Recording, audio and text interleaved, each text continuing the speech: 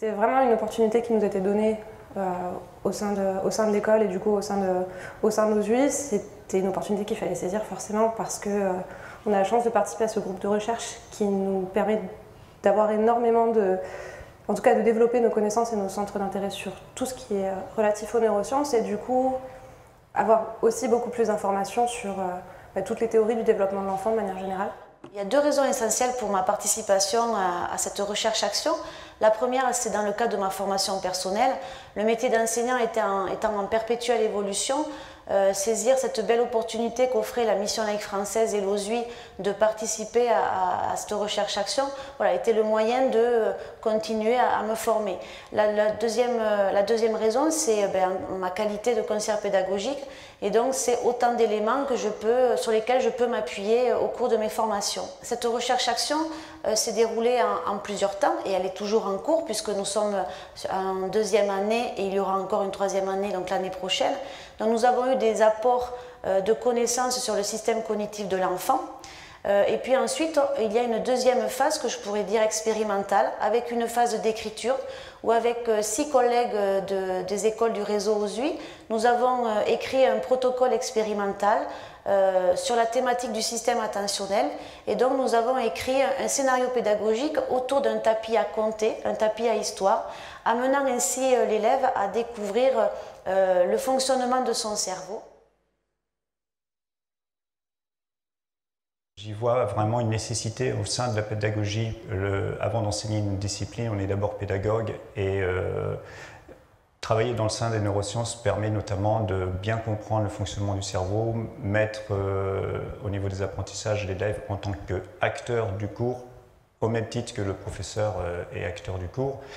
Et à partir de là, pouvoir ancrer des connaissances beaucoup plus facilement après avoir compris, pouvoir approfondir les connaissances du cerveau, le fonctionnement du cerveau, tous les aspects cognitifs. Ce qu'on a pu apprendre à travers cette formation, c'est l'intérêt ou la posture, parce que c'est les neurosciences affectives plutôt que les neurosciences cognitives. Donc c'est ce que gagnerait l'élève à ce que nous enseignons. Ce qu'il gagnerait si on portait un regard positif, inconditionnel sur cet enfant. Qu'est-ce que gagnerait l'élève si on regardait l'enfant en lui avant de voir l'élève, de regarder l'adolescent avant de voir l'élève. Je pense que ça c'est la grande, vraiment, en tout cas pour moi, c'est les grandes choses que j'ai apprises à travers cette formation en neurosciences. C'est prendre conscience, et je pense que prendre conscience de l'impact, il y a Boris Cyrulnik qui le dit dans un de ses articles, l'impact, on ne se rend même pas compte de l'impact affectif qu'on peut avoir sur un enfant, sur un élève. Et je pense que maintenant c'est notre devoir, je pense que c'est devenu un devoir de se pencher sur cela et de travailler avec cela. L'intérêt pour moi à tisser des liens entre les neurosciences et les apprentissages, pour moi, il est double. Il est à la fois pour le professeur qui va construire ces situations d'apprentissage et aussi et surtout pour l'élève à qui on va donner donc des outils et des aides pour justement comprendre le fonctionnement de son cerveau et donc quelque part en être maître. Et lors de notre protocole expérimental autour de ce tapis à compter, l'élève pourra relever des défis, comme je disais tout à l'heure, pour comprendre le fonctionnement de son cerveau, mais aussi il va pouvoir en tirer des outils. Et donc ensuite, plus tard, il aura un trousseau de clés, 6 clés, avec les différentes fonctions du cerveau. Et en fonction des difficultés qu'il pointera seul ou avec l'aide de son professeur, il pourra s'aider donc des outils qu'il aura pu comprendre et s'approprier au cours du dispositif expérimental. De manière générale, ça donne du sens à notre métier, ça donne du sens et énormément d'informations à ce qu'on fait tous les jours en classe. Ça permet une remise en question de nos pratiques aussi, savoir si ce qu'on s'est habitué à mettre en place avec nos élèves va bien dans le sens de ces apports, justement, les découvertes qu'on fait chaque jour et de toutes les choses qui sont mises en place et validées théoriquement. Oui, c'est clair. Déjà, j'ai parlé de la plasticité du cerveau. Je pense rien que ça lance, je trouve que c'est énorme. Vous vous rendez compte, il y a des enfants qui longtemps, pas que des enfants, même adultes, on pensait que bon, tu es intelligent ou tu ne l'es pas. Tu es intelligent pour la vie ou tu ne l'es pas, et que là, avec la plasticité du cerveau, on sait que bien sûr, un enfant, et je mets entre guillemets normal, ça veut dire qu'il n'a pas un handicap lourd, mental lourd, il peut apprendre. Et donc, si on regarde l'enfant ou l'élève avec ce regard de « je crois en toi et je sais que tu vas y arriver » et que je l'accompagne dans ce cheminement, écoutez, je pense qu'on ne peut que grandir l'humanité qui est en nous et qui est en chacun de nous. Et voilà.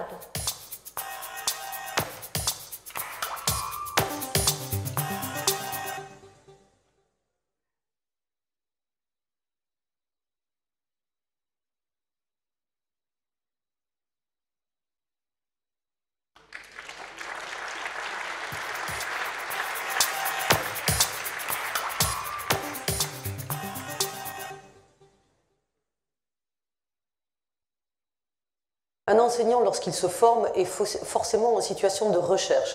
Cette fois-là, c'est un peu différent, il se retrouve en position de chercheur.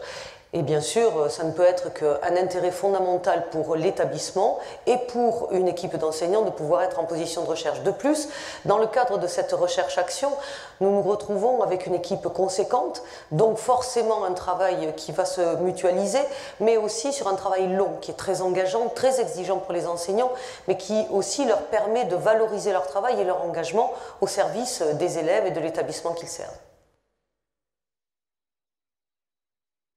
Le travail est quand même très mutualisé puisqu'ils ont des démarches partagées, ils travaillent en groupe, ils rendent des travaux communs, ils ont des tâches communes et des missions communes à effectuer, et de ce fait, il y a inévitablement un travail de collaboration qui s'installe, et puis surtout, encore une fois, c'est sur un temps long. Il me semble que les NRS aujourd'hui sont de plus en plus présentes et favorisent notamment la réflexion sur qui est l'enfant, comment il apprend, et de ce fait, quand on recherche en tant qu'enseignant ou équipe pédagogique un travail autour des neurosciences, on se met notamment à la disposition d'une réflexion sur l'évaluation. Lorsque nous saurons comment apprendre à apprendre, inévitablement, on pourra alors à ce moment-là poser les bonnes questions aux élèves pour les mettre dans la situation la plus favorable pour répondre à leurs connaissances, pour pouvoir interroger leurs connaissances et leur manière d'envisager l'apprentissage.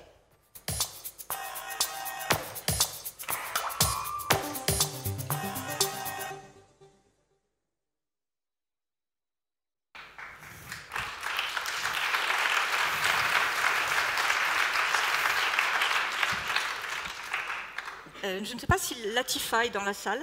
Latifa, où es-tu? Latifa, je pense que tu peux aussi... Voilà, merci. Alors peut-être avant de poser des questions, et puis peut-être que vous en avez aussi, peut-être juste vous expliquer en quelques mots ce qui se passe quand on parle de partenariat de recherche. Lorsqu'on fait un partenariat de recherche, alors ça se passe un petit peu comme dans une université en termes d'accompagnement. Il y a toujours une première année où les enseignants travaillent sur une problématique, c'est-à-dire quelque chose qui pose problème, parce qu'ils ne sont pas contents, parce qu'ils sont mécontents, parce que quelque chose les gêne, parce qu'ils voudraient voir changer quelque chose dans la manière dont fonctionnent les élèves. Voilà, on part tous sur une imperfection. De cette imperfection, les enseignants vont réfléchir. Ça veut dire que quand on commence à faire de la recherche, en tout cas en recherche appliquée, on ne commence pas par faire quelque chose, on n'est pas dans le prêt-à-porter pédagogique, mais c'est d'abord un passage sur comment peut-on expliquer ce qui se passe aujourd'hui dans notre classe, ou comment peut-on expliquer ce qui se passe aujourd'hui dans notre école, dans un lieu particulier, sur un coin de la planète particulier, parce qu'évidemment les écoles sont très différentes. Donc une première année où les enseignants s'informent sur la problématique qu'ils ont choisi de travailler. Alors si c'est la mémoire, ils vont s'informer sur tous les éléments connus aujourd'hui en neurosciences sur la mémoire.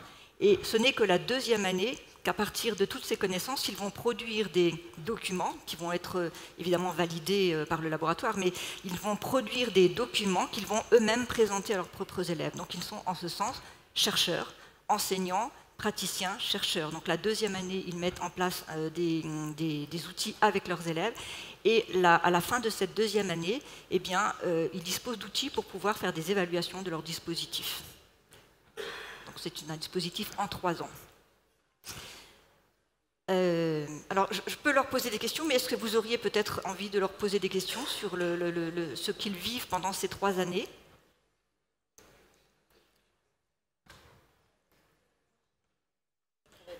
Ça va être à moi. Alors peut-être, donc la formation pour ce qui est de l'OSUI va toucher à sa fin puisqu'on va s'arrêter l'année prochaine. Peut-être des expériences que vous avez déjà pu mettre en place avec les élèves et qui vous ont surpris, qui auraient du sens aujourd'hui pour donner un peu corps à tout le travail que vous avez fait. Oui. Oui.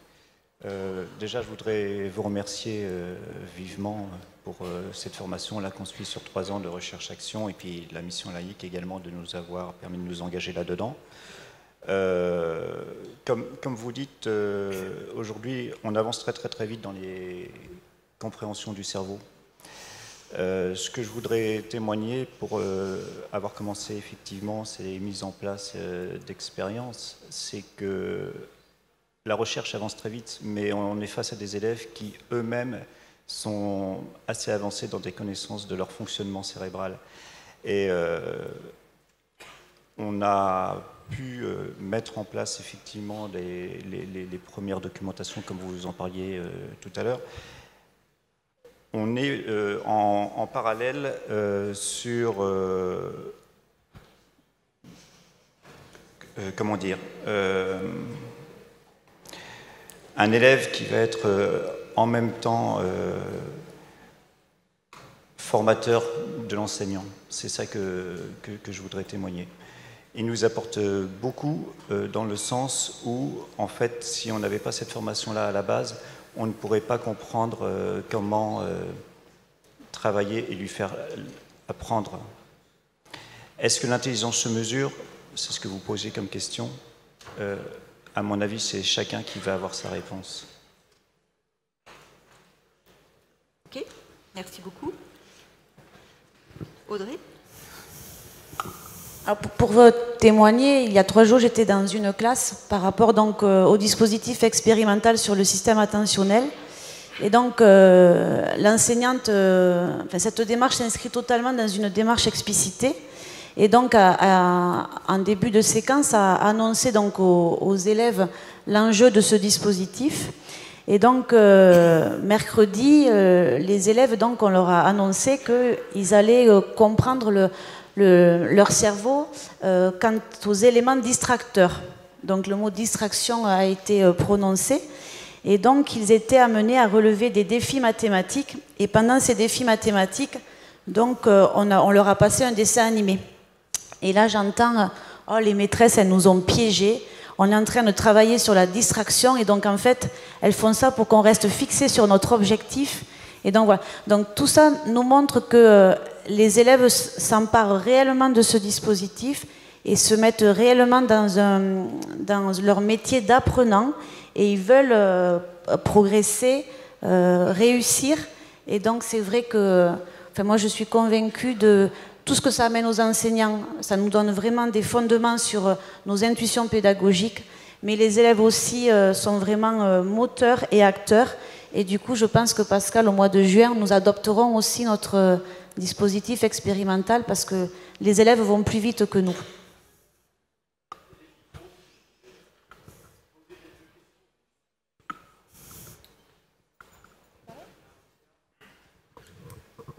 Bonjour, merci Madame Toscani, c'est une question pour vous.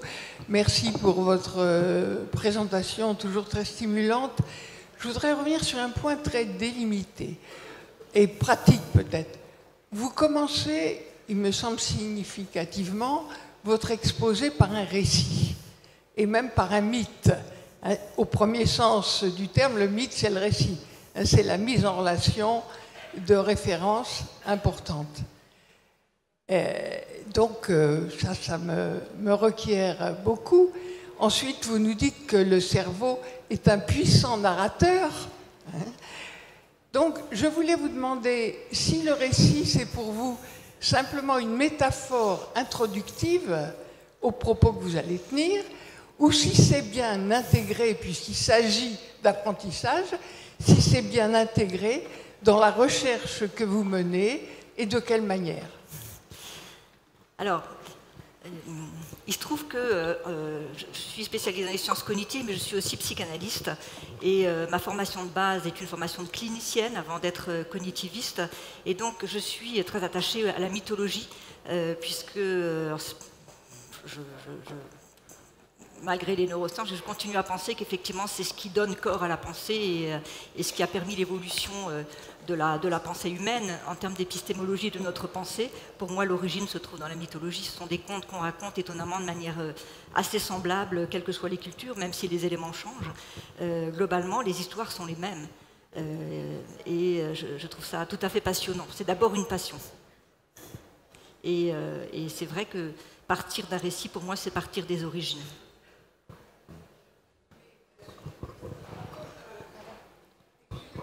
Pour vous amener à préciser encore, comme modalité, moi j'ai été frappée, puisqu'on évoque des philosophes, il y a quelques décennies, il n'y a pas longtemps, comment Paul Ricoeur, par rapport à la théorie, a introduit le récit comme une des grandes modalités de compréhension.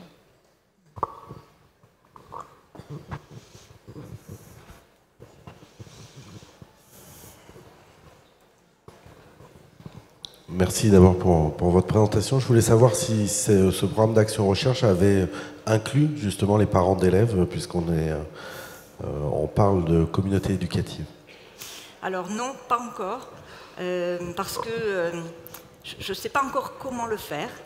Ce qui se passe dans les établissements, ce sont des enseignants, des parents qui participent à l'évolution de la réflexion sur l'école avec les neurosciences, puisqu'ils savent que dans l'école, il y a des neurosciences et les parents questionnent, veulent savoir, quelquefois même ont des conférences pour qu'on puisse leur expliquer ce qu'on explique aux enseignants. Mais en termes de recherche collaborative, dans le protocole de recherche, ça ne s'est pas encore fait. Mais c'est une ouverture à laquelle il faut penser. S'il vous plaît, donnez vos noms quand vous parlez, vous posez des questions, parce qu'après on enregistre tout et on ne s'y retrouve plus.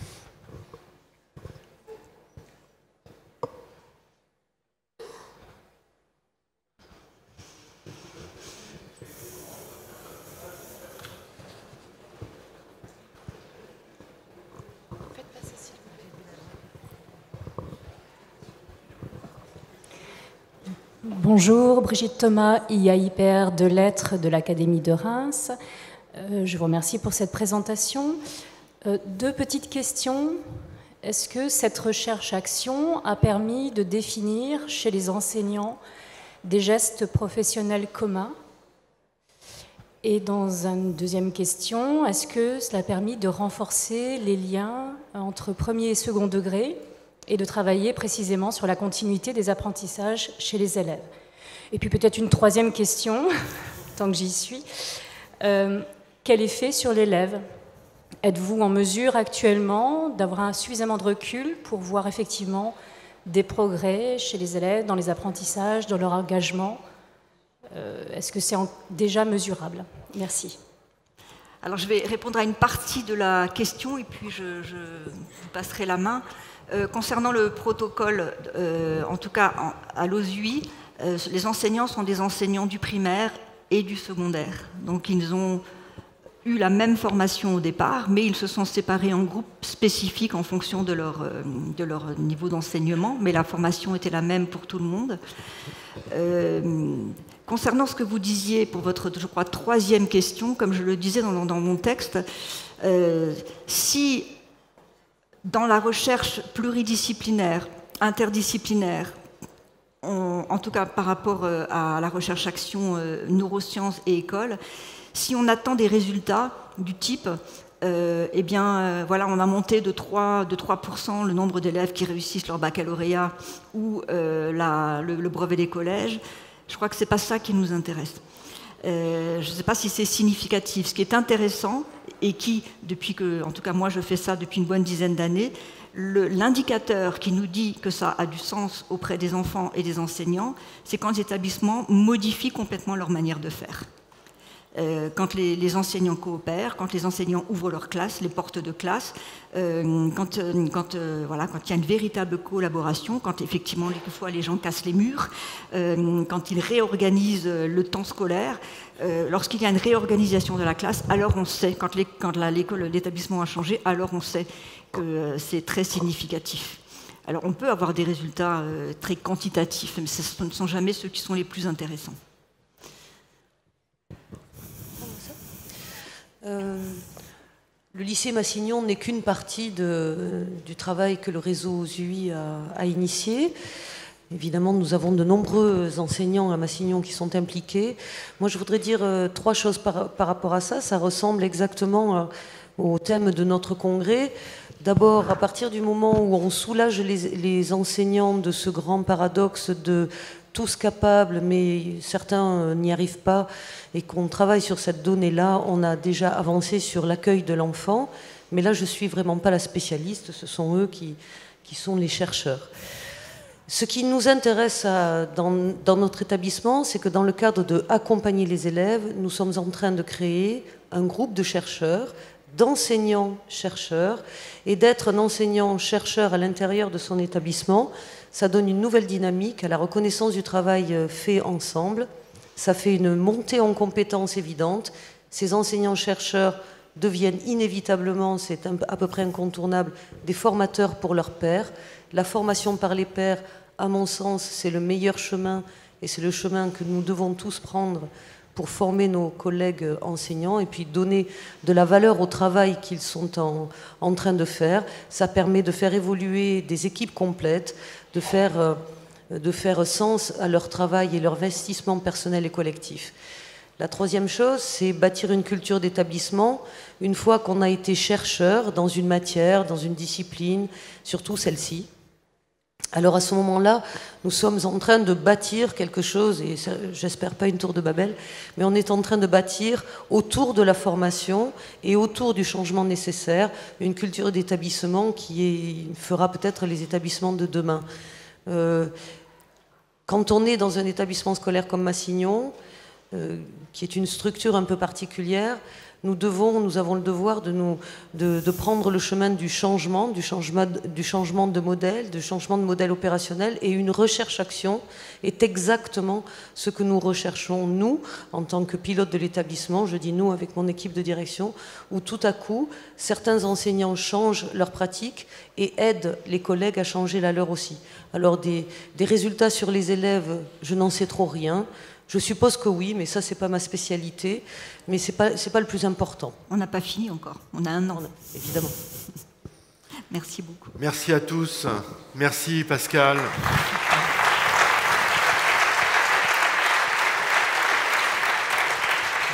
Juste en vous écoutant, je trouve que c'est un peu comme hier. Vous dites dans un an c'est terminé, mais il faut que vous pensiez à un essaimage, à un approfondissement. Et ça ne sera sûrement pas 3 ans qui suffiront à faire ce travail de culture, comme cela vient d'être souligné par Catherine. Il faut penser la suite.